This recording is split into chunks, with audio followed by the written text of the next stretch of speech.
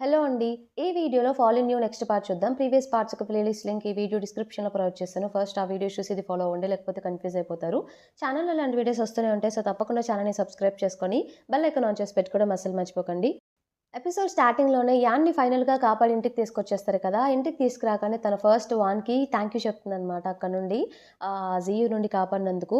Van ఏం చెప్తుందంటే, నేను ఆహ్, జింగ్ ఎలా చెప్పాడో అలాగే చేశాను. నా మిషన్ కూడా కంప్లీట్ అయిపోయింది. నువ్వు ఇక నుండైనా జాగ్రత్తగా ఉండు అన్నట్టు తను చెప్తుంది.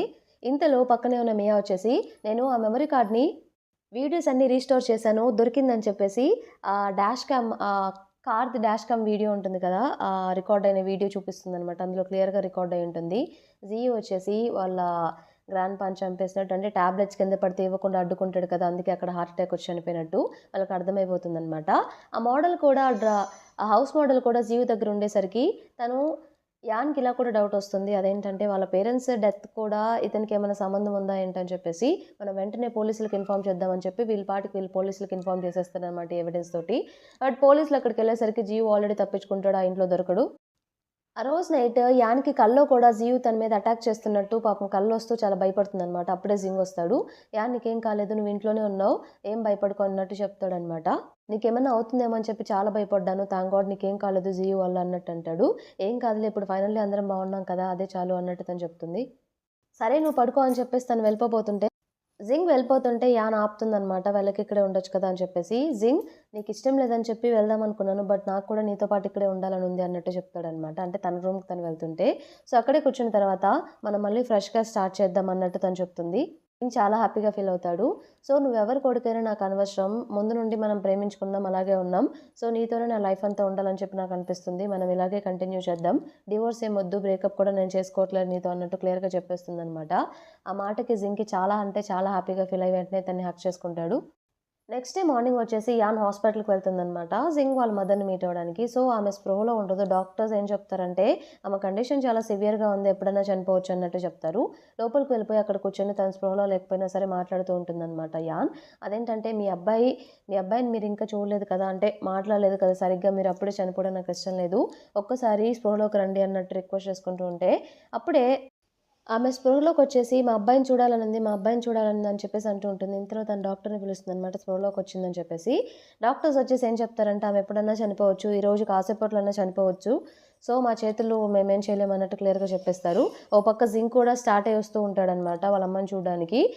సో, వాళ్ళ అమ్మగారు ఏం చెప్తారంటే ఎదురుగా మన యాన్ ఉన్నప్పుడు, మా అబ్బాయిని చూడాలనుకుంటున్నానంటే, జింగ్ వస్తున్నాడంటే, జింగ్ కాదు మా అబ్బాయి అంటే, మీ అబ్బాయి జింగే వస్తున్నాడన్నట్టు యాన్ చెప్పినా కూడా, జింగ్ కాదు మా అబ్బాయి జియుని చూడాలనుంది అని చెప్పేసి లాస్ట్‌కి ఆ మాట చెప్పేసి ఇక చనిపోతారు అలాగే.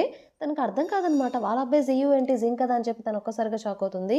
ఇంతలో అక్కడికి జింగ్ వచ్చేసి వాళ్ళమ్మ అప్పటికే చనిపోయి ఉండడంతో పాపం పట్టుకొని గట్టి గట్టిగా ఏడుస్తూ ఉంటాడనమాట తట్టుకోలేక బాధని. జియు ఏం చేస్తాడంటే అక్కడ నుండి పోలీసులు తన కోసం వెతుకుతున్నారని చెప్పి తెలుసుకొని వాళ్ళ అమ్మగారిది పాత ఇల్లు ఉంటే అక్కడికి వెళ్ళిపోయి దాక్కుంటాడనమాట. లోపలికి వెళ్ళిపోయి అక్కడే అబ్స్కాండ్ అవుతాడు. నార్మల్‌గా ఇప్పుడు వాళ్ళ అమ్మగారు చనిపోయారు కాబట్టి, ఇక మన సింగ్ వీళ్ళంతా ఫ్యూనరల్ ఏర్పాటు చేస్తారనమాట. అది కూడా కంప్లీట్ అయిపోతుంది. సో, ఇద్దరు నడుచుకుంటూ నార్మల్‌గా ఇప్పుడు తనకు డౌట్ ఉండే అసలు నిజంగా వాళ్ళ అమ్మేనా అన్నట్టు, జియు వాళ్ళ అమ్మగారా ఏంటని చెప్పి. అందుకే నార్మల్‌గా జింగ్ ఇలా క్వెషన్ చేస్తుంది యాన్. అదేంటంటే, "అసలు లాస్ట్ మీ అమ్మగారిని ఎప్పుడు చూసావంటే, నేను 3 ఇయర్స్ అప్పుడు నేను నిద్రలేచేసరికి తను కనిపించలేదు. మా నాన్నగారిని అడిగితే చనిపోయింది" అన్నట్టు చెప్పాడు. "ఎందుకు ఇవన్నీ అడుగుతున్నావంటే, "ఏం లేదు జస్ట్ నార్మల్‌గా అడుగుతున్నాను. నేను నీకొక విషయం చెప్పాలి. బట్ అది కన్ఫర్మ్‌గా తెలుసుకొనే చెప్తానులే ఇప్పుడెందుకులే" అన్నట్టు చెప్తే, సరే అన్నట్టు జింగ్ అంటాడు. తనేం చేస్తుందంటే జింగ్ వాళ్ళ నాన్నగారిని మీట్ అవుతుందనమాట. మీట్ అయ్యి నేను నిన్ను కొన్ని క్వెషన్స్ అడుగుతాను కరెక్ట్‌గా చెప్తే క్రెడిట్ కార్డ్ ఇచ్చేస్తాను. ఎంత కావాలంటే అంత వాడుకోవచ్చు అన్నట్టు చెప్తే, ఏంటి అన్నట్టు అడుగుతాడనమాట. అసల వాళ్ళ అమ్మగారు నిజంగా ఇప్పుడు హాస్పిటల్‌లో ఉంది. చనిపోయింది వాళ్ళ అమ్మగారేనా? జింగ్ వాళ్ళ అమ్మగారేనా? అంటే, అదేంటి అలా అడుగుతున్నారు? వాళ్ళ అమ్మగారే. వాళ్ళ నాన్నగారు మిస్టర్ క్విన్నే అన్నట్టు చెప్తాడు. ఏ హాస్పిటల్‌లో పుట్టాడు ఐడియా ఉందా? అంటే, ఐడియా ఉందని చెప్పి హాస్పిటల్ నేమ్ చెప్తాడనమాట. ఇక క్రెడిట్ కార్డ్ ఇచ్చేసి ఆ హాస్పిటల్‌కి వెళ్ళిపోయి, ఆ ఇయర్ రికార్డ్స్ అన్నీ తెప్పించుకుంటుంది. అక్కడ బర్త్ సర్టిఫికేట్స్ అంతా చూస్తూ, ఫస్ట్ తనకేం అర్థమవుతుందంటే జింగ్ వాళ్ళ అమ్మగారిది చూస్తుందనమాట. అంటే జింగ్ బర్త్ సర్టిఫికేట్, ఏ రోజు అడ్మిట్ అయింది అదంతా డీటెయిల్స్ చూస్తూ ఉంటుంది.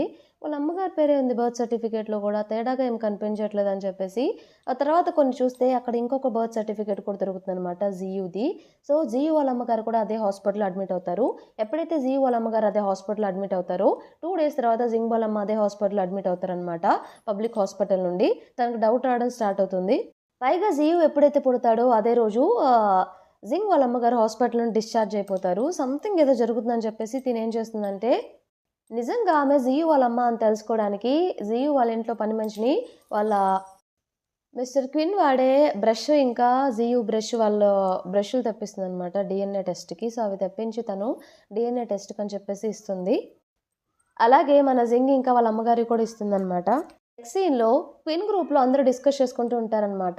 క్విన్ ఏమో మిస్టర్ క్విన్ జైలుకి వెళ్ళాడు. అలాగే వాళ్ళ కొడుకు ఏమైపోయాడో, ఎక్కడికి వెళ్ళాడో కూడా తెలియట్లేదు. ఈ కంపెనీ గురించి ఏమైపోతుందో కూడా అర్థం కావట్లేదని చెప్పేసి షేర్ హోల్డర్స్ అందరూ మీటింగ్ పెట్టుకొని డిస్కస్ చేసుకుంటూ ఉంటే, అప్పుడే ఆ మీటింగ్‌లోకి జింగ్ ఎంటర్ అవుతాడు.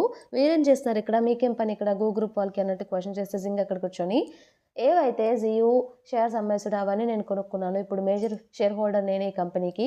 ఈ కంపెనీని కూడా ఇక నుండి నేనే చూసుకోబోతున్నాను" అన్నట్టు చెప్తాడు. వాళ్ళందరూ ఇక అగ్రీ చేయలేకపోతారనమాట. ఇక వేరే ఆప్షన్ లేక వాళ్ళు కూడా ఇక సైలెంట్ అయిపోతారు. ప్రూఫ్‌తో సహా చూయించాడు కాబట్టి.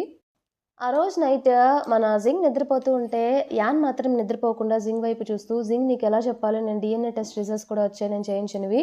అందులో తెలుస్తుంది జియు వాళ్ళ అమ్మగారు ఎప్పుడో చనిపోయారు. బట్ వాళ్ళ అమ్మగారే మీ అమ్మగారు అని చెప్పి నేను ప్రూవ్ చేయలేకపోతున్నాను చనిపోయారు కాబట్టి. బట్ ఆ రిజల్ట్స్ బట్టి నాకేం అర్థమవుతుందంటే, నువ్వు ఇన్ని రోజులు ఎవరినైతే మీ అమ్మగారు అనుకున్నావో ఆమె మీ అమ్మ కాదు. జియు వాళ్ళమ్మ మీ అమ్మ. ఇన్ని రోజులు జియు ఎవరినైతే వాళ్ళమ్మ అనుకున్నాడో ఆమె కాదు వాళ్ళమ్మ. ఆమె మీ అమ్మ. మీ అమ్మ అనుకున్నావు కదా! ఆమె జియు వాళ్ళమ్మ. ఇది నీకెలా చెప్పాలో నాకు అర్థం కావట్లేదని" చెప్పేసి మనసులో అనుకుంటూ ఉంటుందనమాట. నెక్స్ట్ ఇద్దరు బ్రేక్‌ఫాస్ట్ చేస్తూ ఉన్నప్పుడు, సో, తను ఇక ఆఫీస్‌కి వెళ్దామని చెప్పేసి జీవ్ వెళ్తూ ఉంటే, "ఆగొక్క నిమిషం" అని చెప్పేసి టై సరి చేస్తుంది. టై కూడా సరిగ్గా కట్టుకోవడం రాదని చెప్పి. ఈ మధ్య చాలా జరిగాయి కదా! సో, కలిసి ఎప్పుడు డిన్నర్ చేయలేదు. ఈవినింగ్ ఈ ప్లేస్ దగ్గర వెయిట్ చేస్తూ ఉండు. ఇద్దరం కలిసి అక్కడే డిన్నర్ చేద్దాం అన్నట్టు తను చెప్తుంది.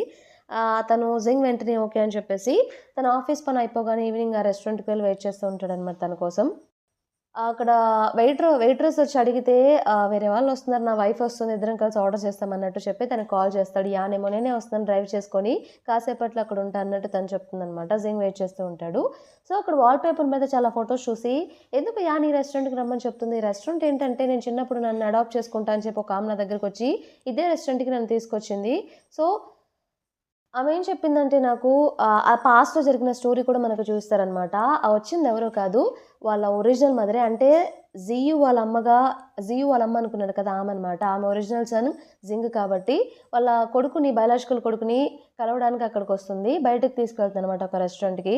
అక్కడికి తీసుకెళ్ళిన తర్వాత "నీకేం కావాలంటే నాకొక ఫ్యామిలీ కావాలని" చెప్పగానే ఆమె అయితే చాలా బాధపడుతుందనమాట. సో, బాధపడి "నిన్ను నా ఇంటికి తీసుకెళ్ళిపోతాను. బట్ నాకు ఆల్రెడీ ఒక కొడుకున్నాడు. అతన్ని కొంచెం కాంప్రమైజ్ చేసి మాట్లాడి నేను నిన్ను తీసుకెళ్ళిపోతాను" అన్నట్టు తను చెప్తే ఓకే అంటాడనమాట. తర్వాత తను ఎప్పటికి నా దగ్గరికి రాలేదు అడాప్ట్ చేసుకోవడానికి.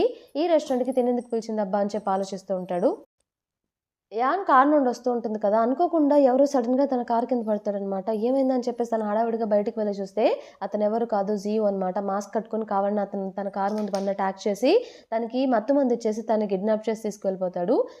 ఎక్కడైతే తను ఉంటున్నాడో ఇప్పుడు వాళ్ళ అమ్మగారు వెళ్ళాలో అక్కడికే తీసుకెళ్ళిపోయి అక్కడి నుండి జింగ్‌కి కాల్ చేస్తాడనమాట. కాల్ చేసి జింగ్ ఏమో యాన్ కాల్ చేసిందని చెప్పేసి కాల్ లిఫ్ట్ చేసి చాలా హ్యాపీగా హలో అంటే తర్వాత తను జియు గొంతు విని చాలా కంగారు పడతాడనమాట. ఏమైందని చెప్పేసి ఒక్కసారిగా షాక్ అవుతాడు.